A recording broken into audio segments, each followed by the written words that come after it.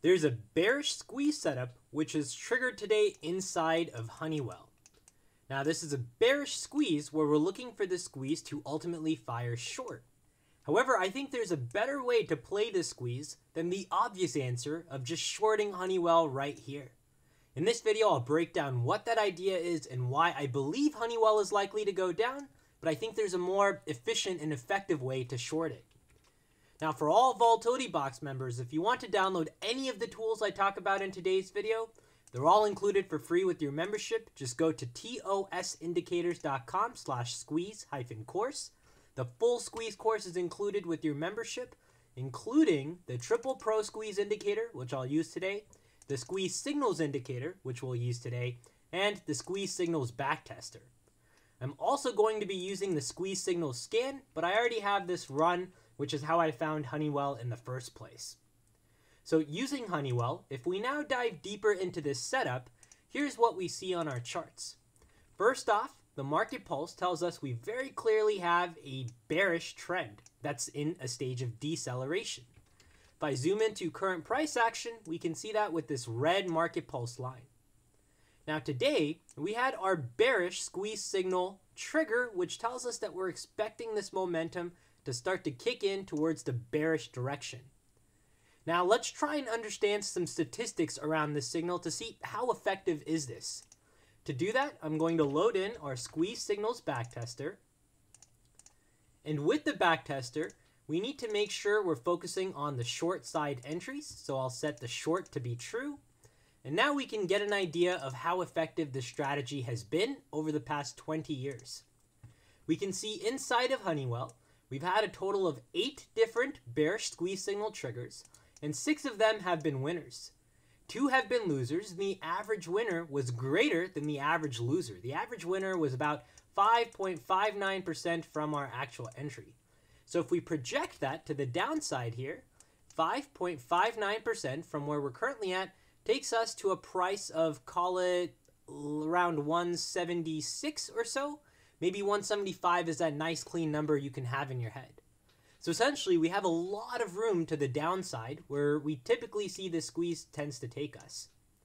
Now, the average trade duration here is close to 15 trading days. So we also know that there is a little bit of time that takes place for the squeeze to get going. We don't need to enter at this very exact bar. In fact, any better opportunities here, I think, would allow you to have a more precise way to enter with the risk to reward skewed on your side. Now, using all of this, I think there's a better, more efficient way to play this idea. Honeywell, I don't like because the options, at least 45 days out with the monthlies, don't really have a whole lot of volume or open interest. I think a better way to play this is using its ETF Proxy, which is XLI. Honeywell makes up about 4% of XLI. You can see that right here with this line item. And if we come back to a chart this time of XLI, XLI to me looks a little bit nice in terms of a place to short. If I zoom out, we're near the 1618 level, which is where we see price tends to exhaust. This is the 1618 golden ratio. If I zoom in, you can also see that the trend is starting to shift to the bearish side, and we're starting to see some pretty large bearish candles. We've also seen the very first squeeze dot plotting, and we'd like to see a little bit more, which tells us we expect a little bit of chop, but ultimately we're looking for the squeeze to fire short, and Honeywell is going to act as one of those catalysts if it does fire short.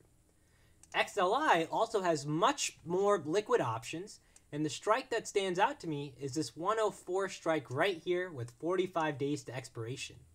That 104 strike, if we come to our chart, allows us to target a price pretty dang close to this previous low here.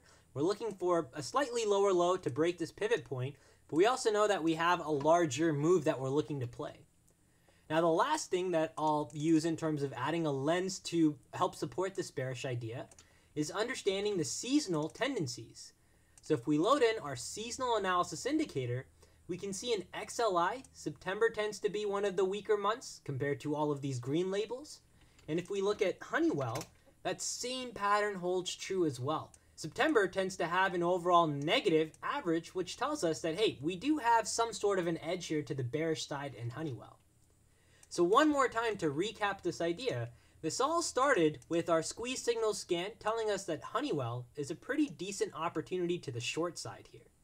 We used some backtest metrics to see that out of the past 8 times it's triggered over 20 years, 6 of those 8 have been winners, on average for a move for about 5.5% in terms of where the squeeze takes us. We also know the squeeze takes about 15 trading days on average to fire, which tells us that we have some time and we might be able to get a better entry here. We also looked at a better proxy to play this move inside of Honeywell, and that was using the XLI ETF, which is starting to show us signs of the trend reversing.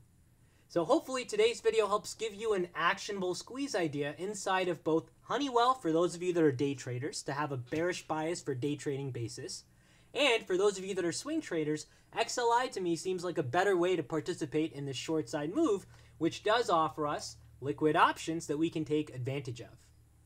Hope you found this video helpful. Again, for all Volatility Box members, you can download all of the tools that I talked about in today's video for free with your membership. Today we discussed the Triple Pro Squeeze, the Squeeze Signals Indicator, along with the Squeeze Signals Backtester. Take care everyone, good luck trading, and I'll see you in the next update.